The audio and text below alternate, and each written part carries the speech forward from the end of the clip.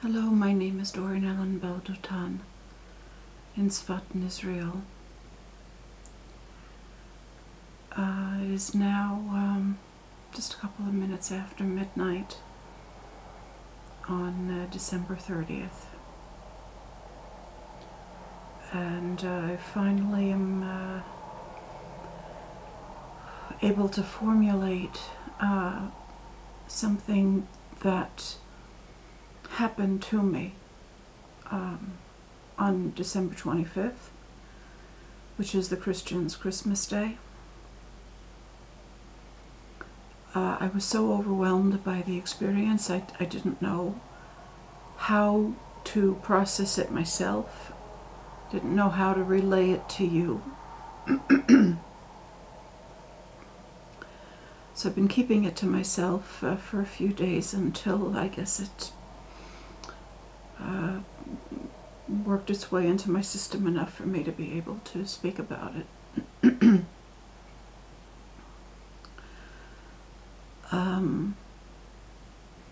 My girlfriend and I arranged to meet in town at a new vegetarian, vegan-friendly restaurant that opened up, and I made some really nice videos along the way.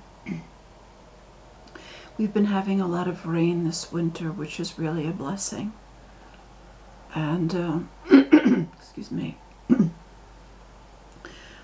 there aren't many days that are clear. So we wanted to meet the week before. We couldn't. It was one rainy day after another. And the first day that it cleared up was April 25th, which was Christmas Day. So we met that day. And I took those lovely videos that I uploaded that day. I got to town early because I was enjoying just being out, and I wanted to take some pictures and videos. And I came to this beautiful tree. I sat down under the tree, and I turned to the high court, the supernal heavenly court, with a request. First, I'd like to explain to you who the highest court are. The rabbis know that the name Elohim is the judges. Everybody keeps looking in the wrong place in the name Elohim to see what it's on about. They can't understand why. There's a Yud Mem Sofit at the end, which appears to make it plural, yet it's spoken about in the singular. They're not looking in the right place. They should be looking at the first letter and at the last letter, the first letter being Aleph, the last letter being Mem Sofit. And then you have the word Em, which is mother. By the way, the plural ending Yud Mem Sofit in Hebrew, which is equal to 610, is Av Ve'em, father and mother. Or Em Va'av, mother and father, either way. So anywhere where there is a masculine plural, it actually speaks about father and mother. As I've said in other videos, the name Elohim is Em HaYehudiya, the Jewish woman who was mother and the mother of the Jewish woman. The highest court are the matriarchs of Israel, our 6 mothers. They are the highest court. They make the final decisions. They're the Supreme Court. And I don't pray to them. That's still not God. That is still the level of created. When I turn to the court, which is not all that often,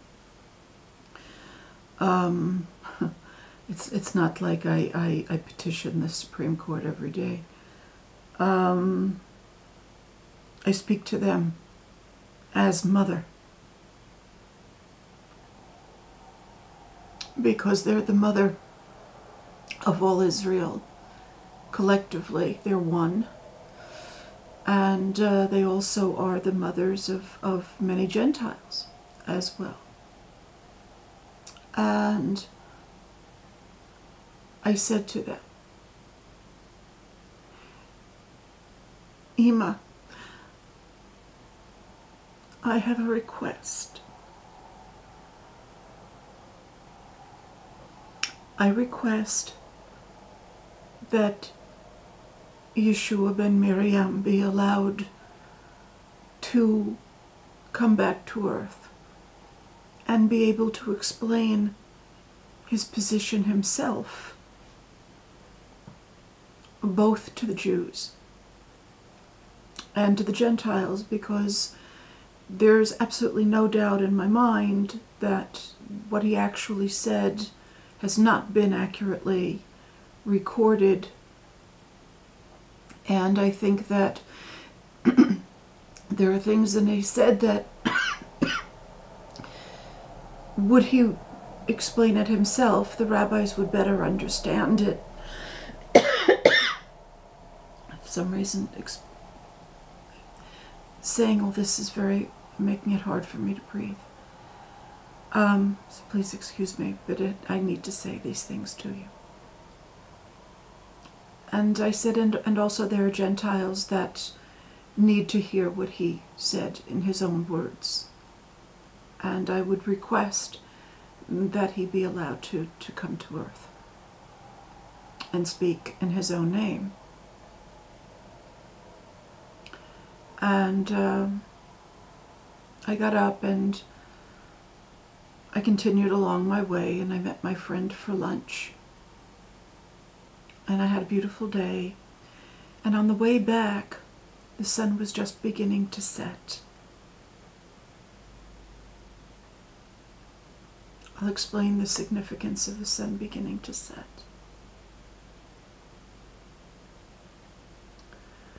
The Hebrew word for the sun is Hashemesh, or Hashamash, which means that is the light that officiates, that lights, all of the other lights of the menorah are lit from that light. And 646 is equal to the expression Pnei Sarah, which is Sarah's face. The light that we see from the sun is not the light of Sarah's face. That is actually the veil that is hiding the light until such time as we're able to look at it. So we're actually looking at, it's called in our Bible, it's called nartik, which means a sheath. It's contained in a sheath. That light is actually a darkness that hides the light. When the sun sets, we're able to look at the sun.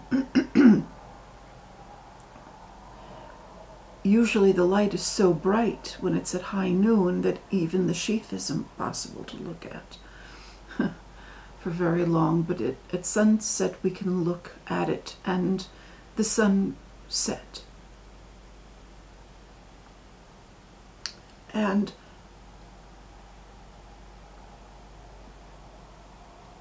Sarah and the matriarchs came and they answered me. Sarah, Rivka, Leah, Rachel, Bilhah, Zilpah answered me, and as one they said, the problem is not with Yeshua ben Miriam. They said that any differences in his interpretation of Torah and the rabbi's interpretation can be easily enough resolved, and he will come back at the time of Techiyat HaMetim, at the time of the resurrection of all of Israel and all of the righteous people. And he will explain, and he will be restored to Israel. The rabbis will understand his position. He will understand the rabbis' position, and the family will be restored as a family. He says, so that's not the problem. We will show you what the problem is. And then mothers from many, many generations came before me, and they showed me the scenes of Christians killing their children.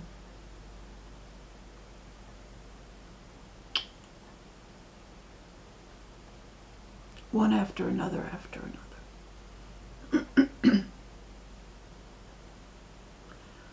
And I was shown all these horrors in rapid succession, generation after generation.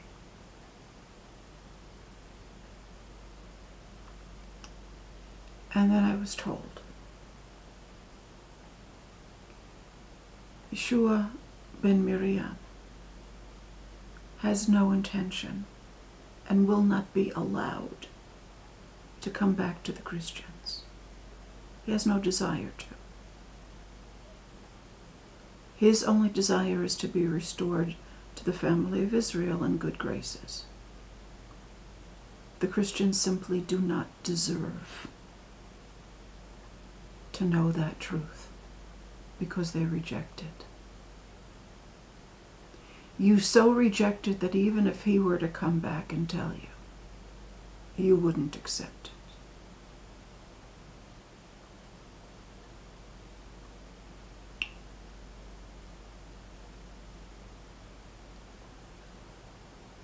I am so afraid for you. I am scared out of my wits for you. I was watching now a number of videos on YouTube. Seems that a square mile or something of a volcano near Indonesia fell into the ocean, and all kinds of storms. And I saw there's a BBC video. It says, "Why is the sun gone to sleep?"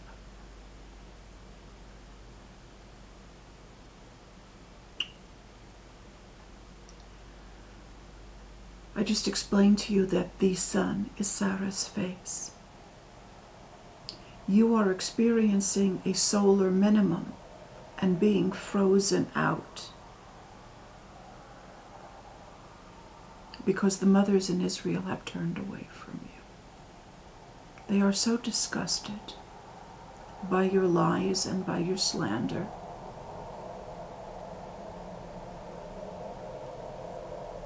And then there are the many, many generations of violence, and you justify the violence. You have absolutely no proof in your hand that the Jews ever turned Yeshua into the authorities to have him handed over. I have no reason to believe that. I want to tell you something. Torah, as it's been revealed to me, and as it continues to be revealed to me, is far more revolutionary than anything that Yeshua ever said. And it's coming from a woman. I have been told that there are rabbis who keep tabs on what I'm teaching. Some agree, some don't agree. Some might think that I'm a terrible heretic. Nobody is handing me over to a court. Nobody is threatening my life. Those who don't agree with me simply don't agree with me. Being a Jewish revolutionary who teaches Torah in a revolutionary way, I have not had the experience of being threatened by anyone. You have no reason to believe that, but you want to believe that, so that you had excuses to kill us and kill our children. I have heard Protestants saying the Jews deserved to be locked into synagogues and burned. They killed Jesus. There is no historical record of that. None. Neither have the Jews changed very much in 2,000 years. That is not the way they react when they disagree with you, even if they think you're a heretic.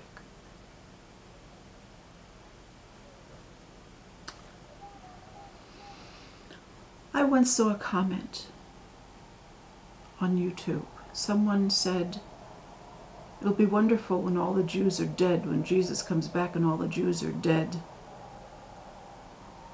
And somebody else answered, and he said, it would be great, something like, maybe not when Jesus is dead, it would be great if somebody were to kill all the Jews and they were all dead. And his answer is what I recall most clearly. He said, no, we can't let all of them die. We need a few of them to teach us the secrets in Torah. That person will never ever see God's face until he comes crawling back on his knees to us in forgiveness, you mark my words.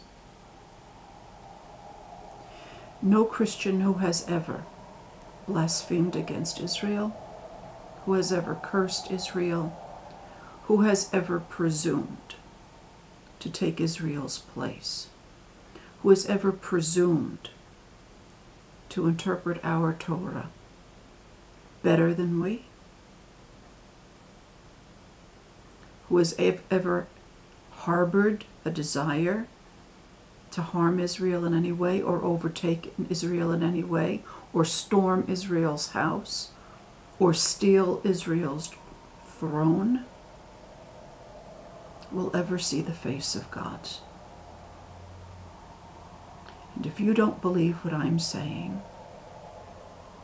if you think I'm wrong, then why do you think, if you think Jesus is God, why is he allowing me to say this? You can't see him standing behind me, agreeing with every word that I'm saying. But he is. The solar minimum that you're seeing means that you are slowly going blind. Sarah's face is being turned away from you, and you are being thrown into a hell that you cannot imagine. Not only will Yeshu not save you, he is not permitted to, and he does not want to. And if I was lying and he was God, I would not be being permitted to say what I'm saying now. Take me very, very seriously.